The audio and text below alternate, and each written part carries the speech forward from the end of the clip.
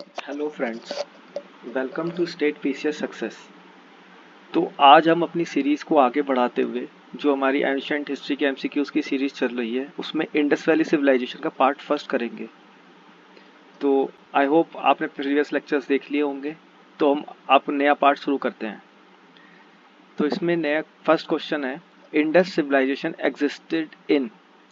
तो option first है, A option दिया है prehistoric age, option B है protohistoric age, option C है historic age and option D है पोस्ट हिस्टोरिक एज। सो जो इसका आंसर होगा वो होगा ऑप्शन नंबर बी यानी प्रोटो हिस्टोरिक एज। तो बेसिकली जो हिस्टोरिकल पीरियड्स हैं उनको इस तरह से डिवाइड किया जा सकता है जैसे कि मतलब उनके बारे में कितना रिटर्न लिटरेचर अवेलेबल है, कितना हम उनके बारे में पढ़ पा रहे हैं, उस टाइम की चीज़ें जो लिखी हुई है उनको समझ पा रहे हैं। तो उसको हम हिस्टोरिकल पीरियड्स को डिफाइन करने के लिए इस तरह से पता करते हैं। तो जो पीरियड जिसके बारे में हमारे पास कुछ भी रिटर्न लिटरेचर अवेलेबल नहीं है या फिर कोई कुछ भी ऐसी चीज़ अवेलेबल नहीं जिससे हम पता कर सकें ये किस समय की हैं, तो उसको अर्ली हिस्टोरिक एज कहते हैं। और जो हमारा इंडस वैली सिविलाइजेशन है वो प्रोटो हिस्टोरिक एज में आता है।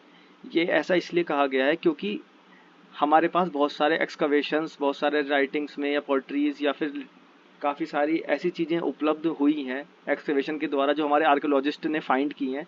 बट उसके बावजूद भी उनकी जो लैंग्वेज है जो उसमें वहाँ पे लिखा हो गया है वो अभी तक डेसिफर्ड नहीं किया गया है, मतलब उसको पहचान नहीं पाए। उनकी जो वर्डिंग्स है, कोडिंग्स है, उसको हम अभी तक जान नहीं पाए कि वो क्या लिखा गया है। वो ऐसी लैंग्वेज में लिखा गया है साइंस की फॉर्म में और ड्राइंग्स की फॉर्म में।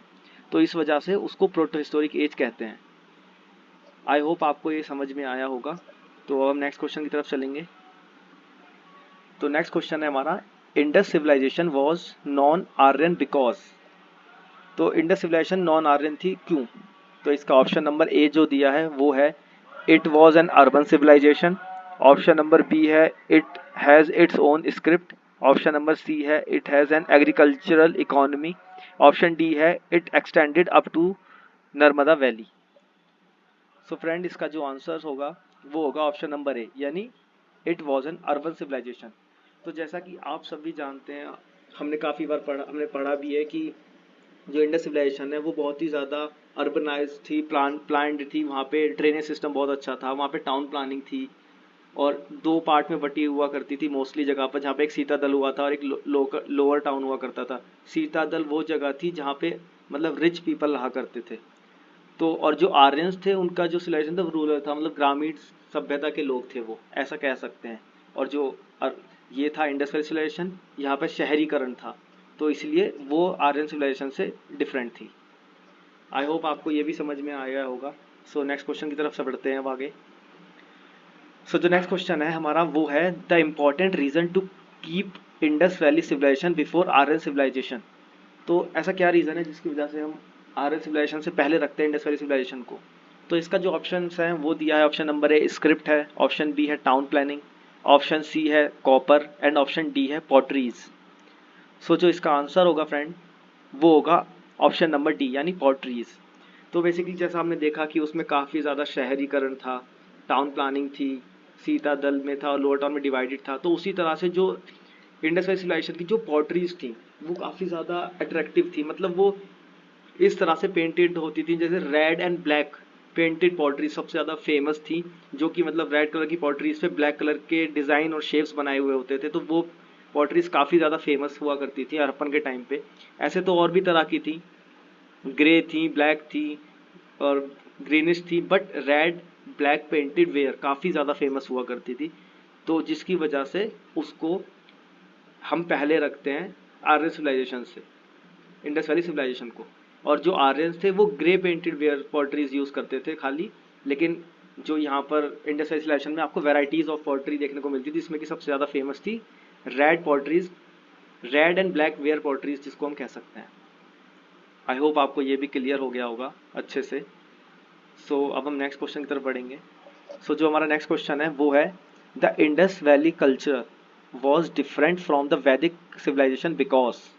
तो जो हमारा वैदिक सिविलाइजेशन था उससे इंडस वैली कल्चर कैसे डिफरेंट था? बेसिकली इंडस वैली सिविलाइजेशन तो पहले ही था वैदिक कल्चर से। जो इसका ऑप्शंस दिए हैं वो है option number A it had the amenities of developed city life, option B है it has a pictographic script, option C है it lacked knowledge of iron and defensive arrow, and option D है all of the above. So जो friend इसका answer होगा वो होगा option number D, यानी कि ये सारे।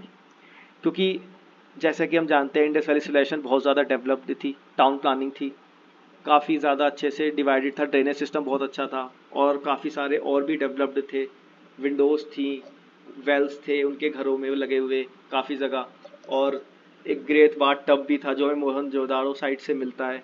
और उनकी जो स्क्रिप्ट्स थी जैसे कि हमने पहले पढ़ा कि पिक्टोग्राफिक थी, साइंस और सिंबल्स थे, और पोट्रीज काफ़ी अट्रैक्टिव थी। और बट ये कहा जा सकता है कि जो हमारा इंडस वैली सिविलाइजेशन था उनके पास हर चीज़ की नॉलेज थी, उनके पास गोल्ड सिल्वर और हर सब कुछ था, बट उनको आयरन की नॉलेज बिल्कुल भी नहीं थी। आयरन के बिल्कुल भी इतना कह सकते हैं कि इंडस वैली सिविलाइजेशन के टाइम पे आयरन का इतना यूज़ नहीं हुआ था या देखने को नहीं मिला था। लेकिन वैदिक कल्चर जब स्टार्ट होता है तो उसमें स्टार्टिंग में लोग जो होते हैं वो क्या कह सकते हैं, पेस्टोरल लाइफ जीते हैं, और विलेज सिविलाइजेशन कह सकते हैं उसको, इतना ज़्यादा डेवलप्ड नहीं था चीज़ें, बट उनको आयरन का यूज़ करना आ गया था। आयरन हमें वैदिक कल्चर में आयरन का यूज़ देखने को मिलता है, आयरन के टूल्स का यूज़ देखने को मिलता है, जो कि हमें इंडस वैली सिविलाइजेशन के टाइम पे नहीं मिलता था। तो बेसिकली यही डिफरेंस है इंडस वैली सिविलाइजेशन से वैदिक कल्चर का, क्योंकि एक हमारी इंडस वैली सिविलाइजेशन जो है वो टाउन प्लानिंग पे बेस्ड थी, अर्बन सिविलाइजेशन थी, वहीं वैदिक जो सिविलाइजेशन थी वो रूरल थी या फिर विलेज सिविलाइजेशन बोल सकते हैं। तो इंडस वैली सिविलाइजेशन के टाइम पे आप कह सकते हैं गोल्ड सिल्वर और काफ़ी सारे अलग चीज़ें यूज़ होती थी, बट वैदिक कल्चर में आयरन का यूज़ हो गया था, जो कि हमें इंडस वैली सिविलाइजेशन में या फिर हड़प्पन सिविलाइजेशन में देखने को नहीं मिलता है। तो ये काफ़ी बड़ा डिफरेंस है, और ये क्वेश्चन काफ़ी बार पूछा जा चुका है, तो इसको आप ध्यान में रखेंगे। आई होप ये भी आपको अच्छे से समझ में आया होगा। सो अब नेक्स्ट क्वेश्चन की तरफ हम आगे बढ़ेंगे। तो जो नेक्स्ट क्वेश्चन है हमारा फ्रेंड्स, इसमें लिखा है कि match list 1 with list 2 and select the correct answer from the code given below. तो यहाँ पे जो दो लिस्ट दी गई हैं, लिस्ट 1 लिस्ट 2, इसको हमें मैच करके और सही आंसर पता लगाना है।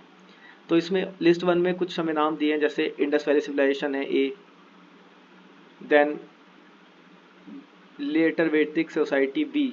ओ सॉरी फ्रेंड्स, ये टाइपिंग एरर हो गया है, तो ए दिख रहा है सब में, इसको आप ए बी सी इसको करेक्ट कर लीजिएगा। सो बी है लेटर वैदिक सोसाइटी, सी है ऋग वैदिक सोसाइटी, एंड डी है मेडिवल पीरियड। सो लिस्ट 2 में pastoral, landlordism, agrarian and urban दिया है। तो बेसिकली जो हमारा इसका आंसर होगा वो होगा ऑप्शन नंबर डी। तो इसका जो ऑप्शंस होंगे, ये थोड़ा सा यहाँ पे टाइपिंग एरर हो गया है, तो उसको मैं आपको बता देता हूँ। इसमें जो ऑप्शन होगा ऑप्शन नंबर डी, जो कि इंडस वैली सिविलाइजेशन जो थी वो अर्बन थी, यानी ए का 4 होगा। जैसे कि हमने देखा कि वो अर्बन थी, टाउन प्लानिंग थी, वहाँ पे काफ़ी ज़्यादा डेवलप्ड था। फिर ऑप्शन बी जो है लेटर वैदिक सोसाइटी, वो थी एग्रेरियन सोसाइटी, मतलब कि वहाँ पे एग्रीकल्चर को लोग ज़्यादा प्रीफर करते थे। जैसे कि अर्ली वैदिक में पेस्टोरलिज्म था, लोग कोई इतना इस्टेब्लिश सेटलमेंट नहीं था, लेकिन लेटर वैदिक में इस्टेब्लिश सेटलमेंट होने लगा था और लोग एग्रीकल्चर को प्रैक्टिस करने लगे थे। तो लेटर वैदिक सोसाइटी हो गया एग्रेरियन। और फिर जो हमारा ऋग्वैदिक सोसाइटी है वो पेस्टोरल है। जैसे कि हमने देखा ऋग्वैदिक अर्ली वैदिक टाइम में लोग पेस्टोरल, मतलब यानी कह सकते हैं कि जो एक जगह स्टैब्लिश सेटलमेंट नहीं होता था, इधर उधर घूम घूम के अपना राशन वगैरह इकट्ठा करते थे, कह सकते हैं कि जंगलों में घूम के, और काव रियरिंग वगैरह जो है उस सबको करके, एनिमल रियरिंग, उससे वो अपना जीवन यापन करते थे।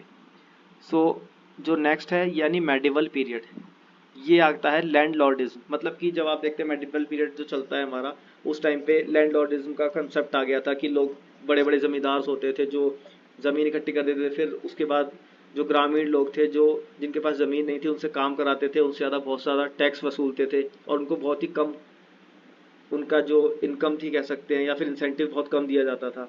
तो उस टाइम पे एक जमींदारी प्रथा का एक तरीके से प्रचलन शुरू हो गया था।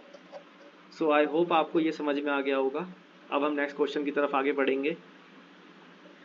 नेक्स्ट क्वेश्चन है which of the following through light on Harappan culture. तो इसमें ऑप्शन नंबर ए है इंस्क्रिप्शन, ऑप्शन बी है आर्कियोलॉजिकल एक्सकवेशंस, ऑप्शन सी है hand writing seals on the utensils, and option D है रिलीजियस बुक्स।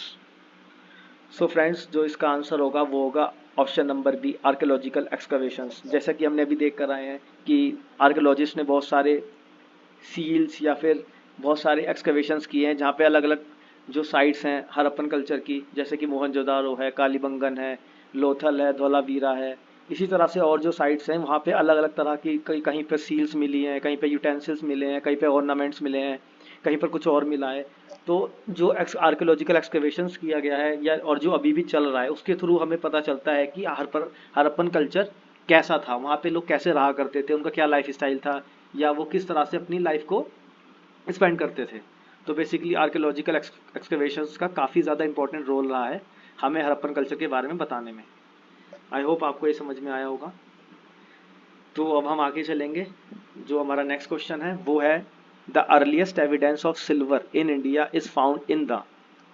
तो इसमें option A है Harappan culture, option B है chalcolithic cultures of western India, and option C है Vedic text, option D है silver punch marked coins. So friends, जो इसका answer होगा वो होगा ऑप्शन नंबर ए, यानी हड़प्पन कल्चर। जैसा कि मैंने आपको बताया था अभी कि सिल्वर कॉइन्स वगैरह यूज़ करते थे। हालांकि हड़प्पन पीरियड के टाइम पे उन लोगों को आयरन का यूज़ नहीं पता था, आयरन का कोई हमें साइन नहीं मिलता है, बट सिल्वर, गोल्ड और बाकी सारी चीज़ें यूज़ करते थे। तो जो मोहनजोदारो और हड़प्पा साइट्स हैं वहाँ पे सिल्वर की हमें साइट्स मिली हैं।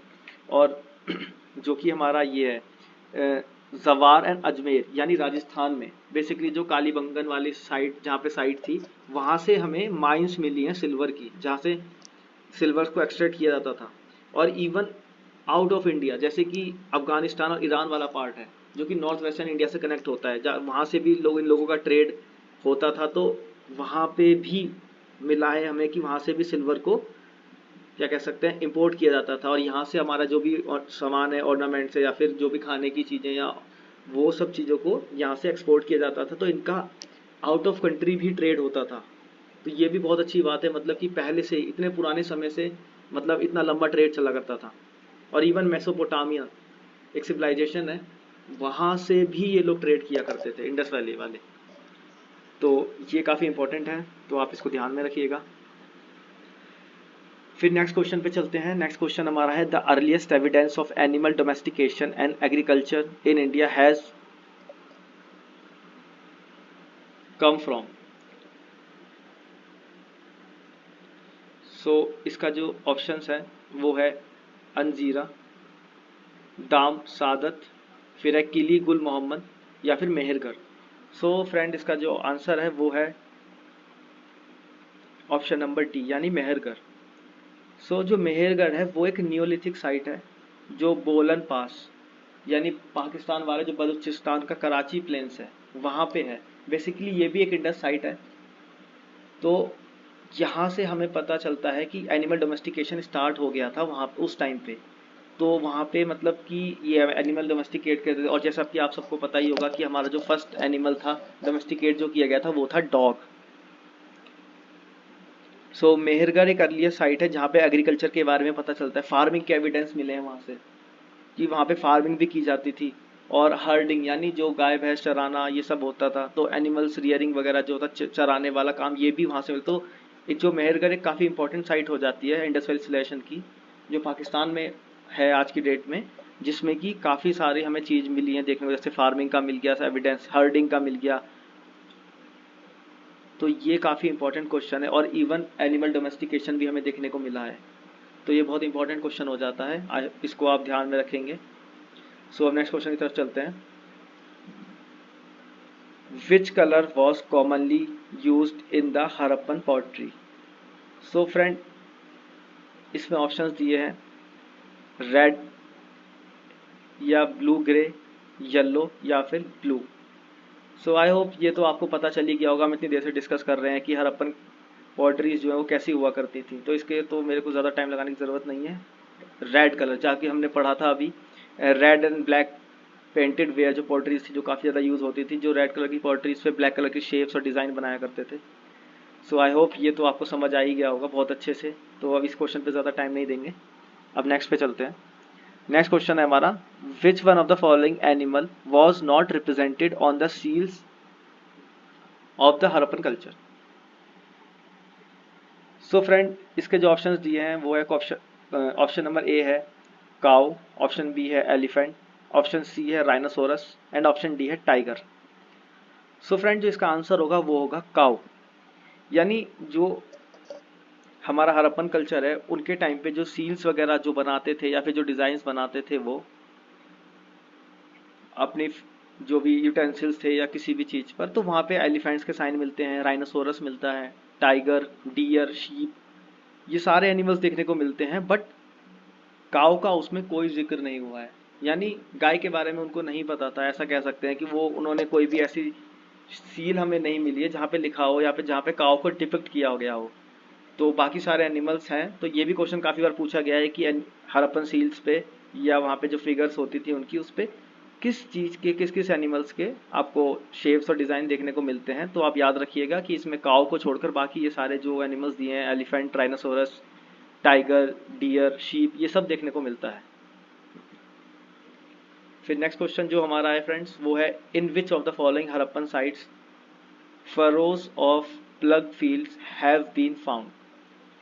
सो इसमें ऑप्शन ए है कालीबंगन, ऑप्शन बी है धौलावीरा, ऑप्शन सी है मोहनजोदारो एंड ऑप्शन डी है लोथल।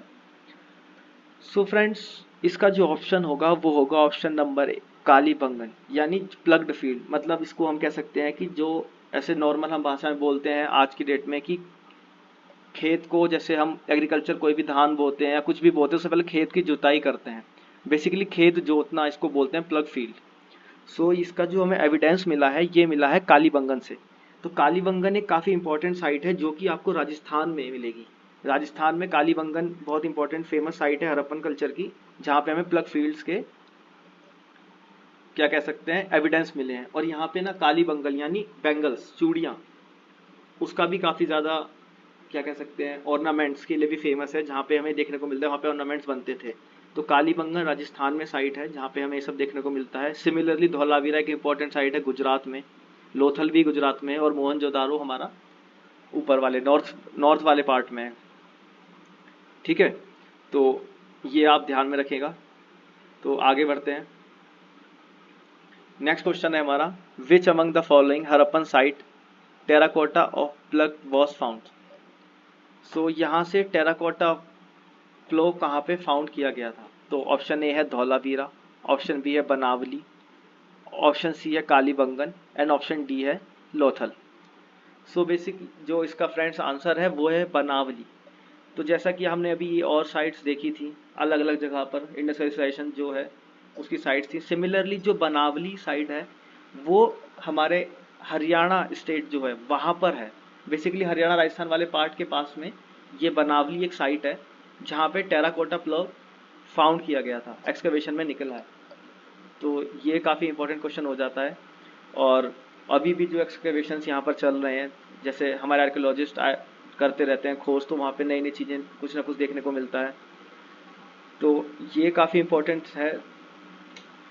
फिर नेक्स्ट क्वेश्चन की तरफ हम आगे बढ़ेंगे। ओके, तो फ्रेंड्स ये वाला पार्ट यहीं पर था।